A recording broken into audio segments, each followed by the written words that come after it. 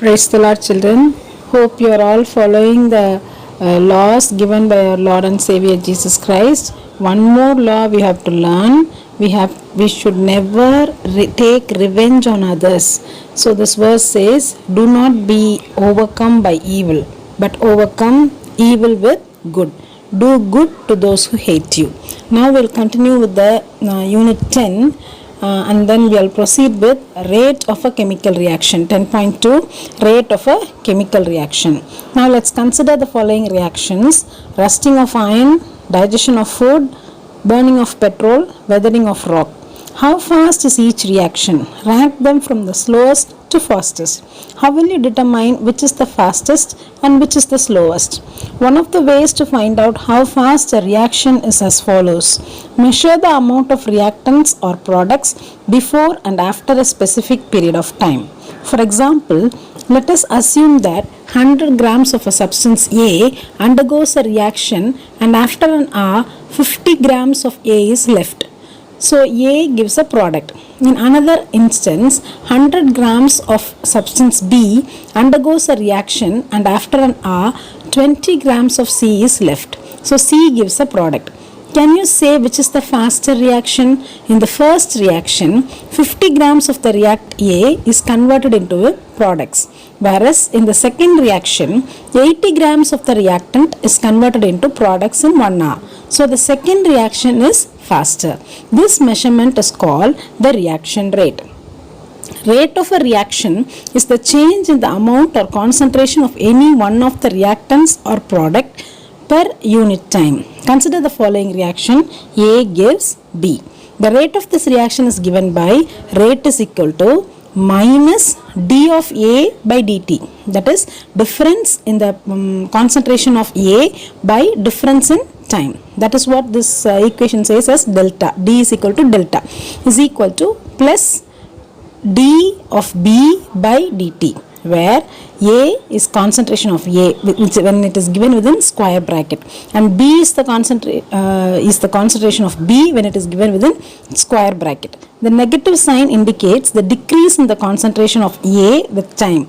The positive sign indicates the increase in the concentration of B with time. From this, it's very clear that the reactants decrease when the products increase. Why is reaction rate important? Faster the reaction, more will be the amount of the product in a specified time. So the rate of a reaction is important for a chemist for designing a process to get a good yield of a product. Rate of reaction is also important for a food processor who hopes to slow down the reactions that cause food to spoil. The next topic is factors influencing the rate of a reaction. Can the rate of a reaction be changed? The rate of a reaction can be changed. For example, iron gets rusted faster in an acid than in water.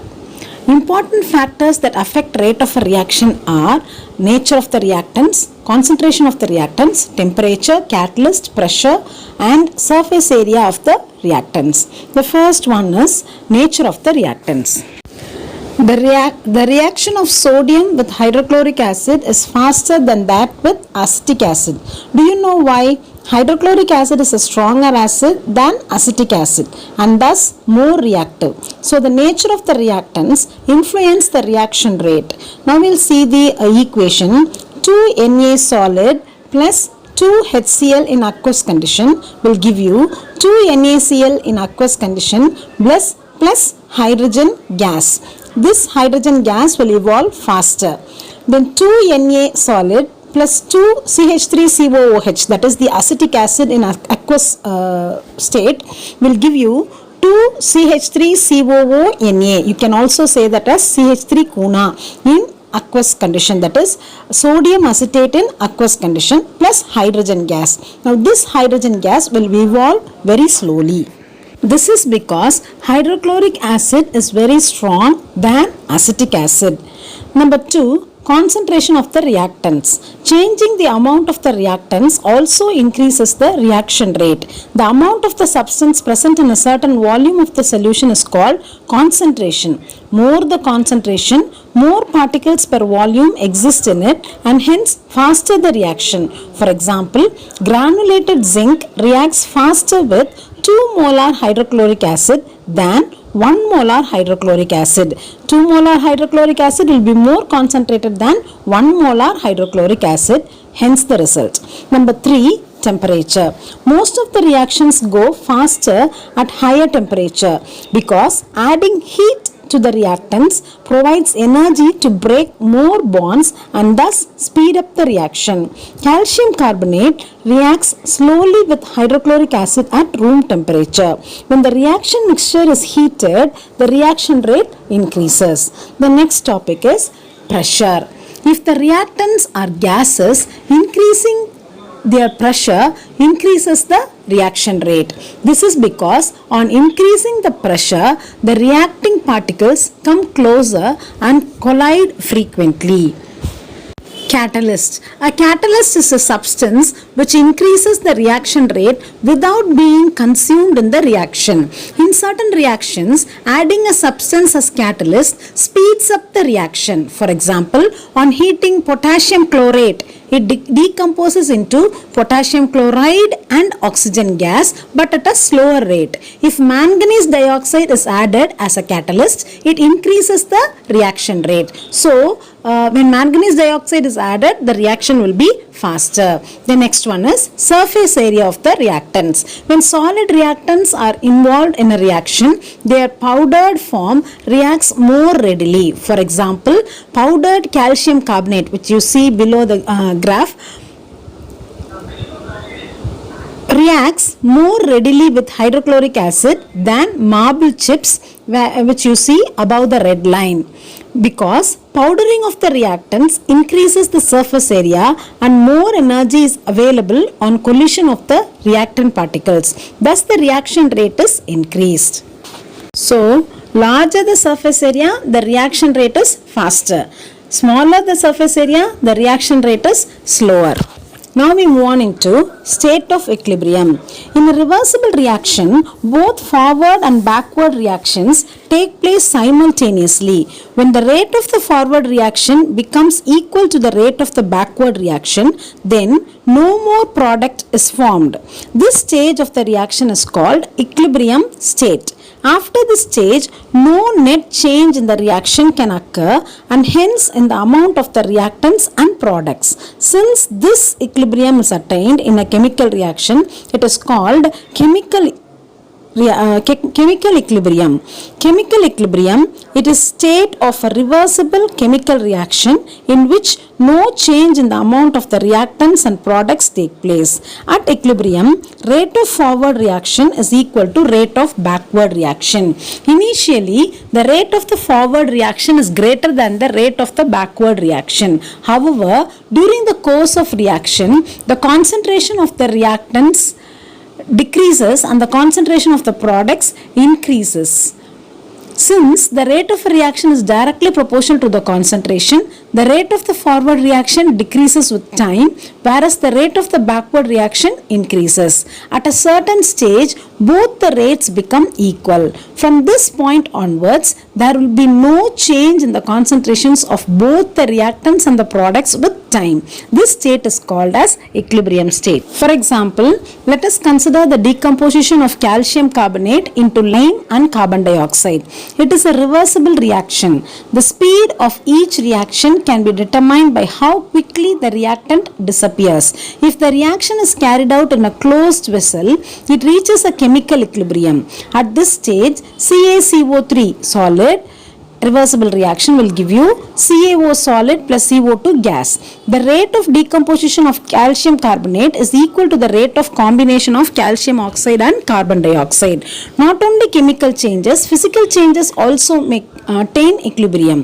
When water kept in a closed vessel evaporates, it forms water vapor.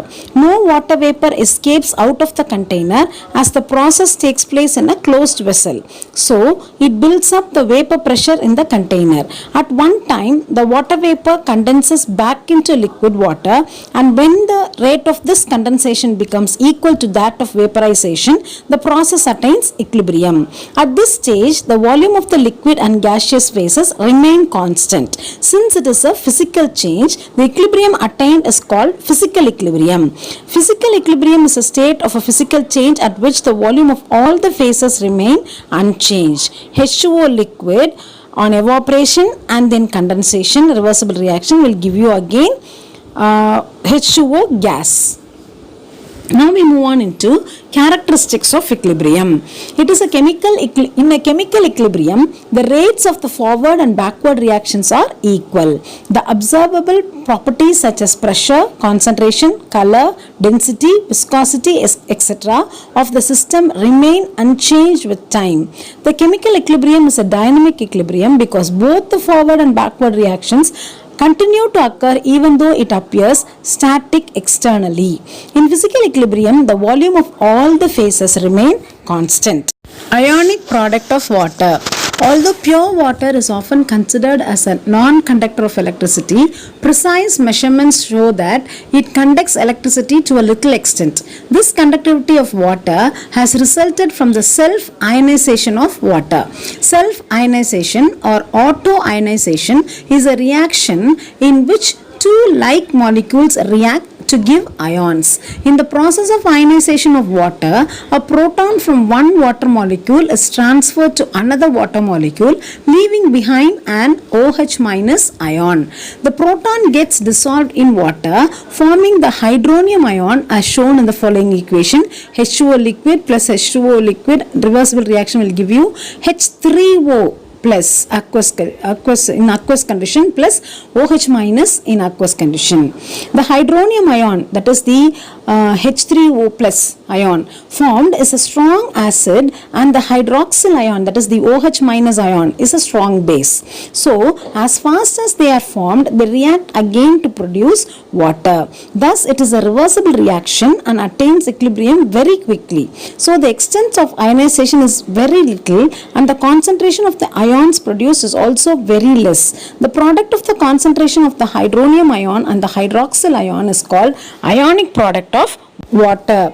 It is denoted as Kw. It is mathematically expressed as follows. Kw is equal to H3O plus into OH minus. H3O plus may be simply written as H plus. Thus the ionic product of water may also be expressed as Kw is equal to H plus into OH minus. Its unit is mole square dm minus 6. At 25 degrees Celsius, its value is 1 into 10 power minus 14. pH scale. All the aqueous solutions may contain hydrogen and hydroxyl ions due to self-ionization of water. In addition to this ionization, substances dissolved in water also may produce hydrogen ions or hydroxyl ions. The concentration of these ions decides whether the solution is acidic or basic. pH scale is a scale for measuring the hydrogen ion concentration in a solution. The P in pH stands for potence, in German meaning power. pH notation was devised by the Danish biochemist Sorensen in 1909. pH scale is a set of numbers from 0 to 14 which is used to indicate whether a solution is acidic, basic or neutral. Acids have pH less than 7, bases have pH greater than 7. The neutral solution has pH equal to 7. The pH is the negative logarithm of the hydrogen ion concentration, that is pH is equal to minus log base 10 H plus concentration. Now we will see the tabular column. Common acids, pH, common bases and pH. Common acids, HCl 4%, pH 0. Stomach acid 1, lemon juice 2, vinegar 3, oranges 3.5, soda grapes 4, soy milk 4.5, fresh milk 5, human saliva 6 to 8, pure water 7, tomato juice 4.2. Common bases: blood plasma 7.4 pH, egg white 8, sea water 8, baking soda 9, antacids 10, ammonia water 11, lime water 12, drain cleaner 13, caustic soda 4% NaOH 14, milk of magnesia 10, coffee 5.6. Now, how can we measure the pH of a given solution using pH paper? The pH of a solution can be determined by using a universal indicator. It contains a mixture of dyes. It comes in the form of a solution or a pH paper. A more common method of measuring pH in a school laboratory is by using the pH paper. A pH paper contains a mixture of indicators. It shows a specific color at a given pH. The color guide is provided with the bottle on the indicator or the strips of paper impregnated with it, which are called pH paper strips. The test solution is tested with a drop of the universal indicator or a drop of the test solution is put on the pH paper. The color of the solution on the pH paper is compared with the color chart and the pH value is read from it. The pH values thus obtained are only approximate values. Role of pH in everyday life. Are plants and animals pH sensitive? Our body works within the pH range of 7 to 7.8. Living organisms can survive only in a narrow range of pH change. Different body fluids have different pH values. For example, pH of blood is ranging from 7.35 to 7.45. Any decrease or increase or decrease in this value leads to diseases. The ideal pH for blood is 7.4.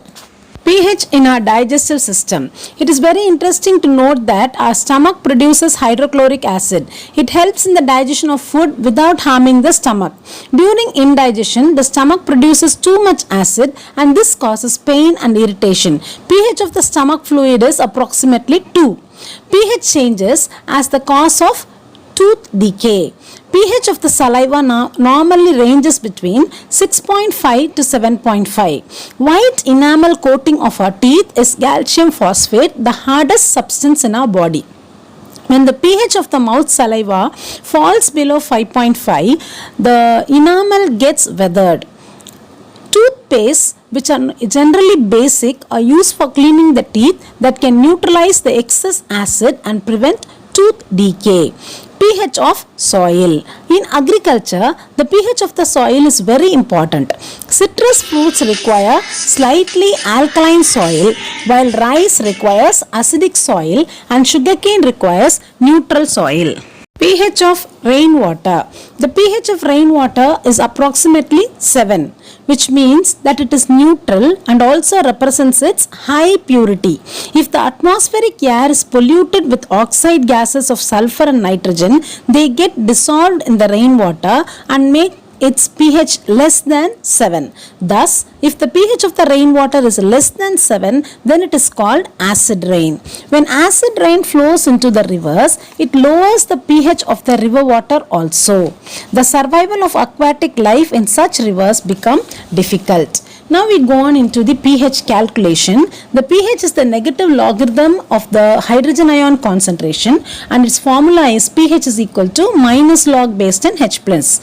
Now we will see an example. Calculate the pH of 0.01 molar HNO3. HNO3 is nitric acid. So when the value is given as 0.01 molar, then you have to note that you have to take the digits after the point. 0.01. So there are 2 digits after the point. So you consider it as minus 2. So when you substitute for hydrogen ion concentration, H plus is equal to 0.01. The value will be 10 power minus 2. So when you substitute that in the equation, pH is equal to minus log base 10 H plus, that will be equal to minus log base 10 1 into 10 power minus 2. So 1 into 10 power minus 2 will be 10 power minus 2. So when you bring the minus 2 in front, minus into minus plus. So 2 log 10 base 10. Log 10 base 10 is 1.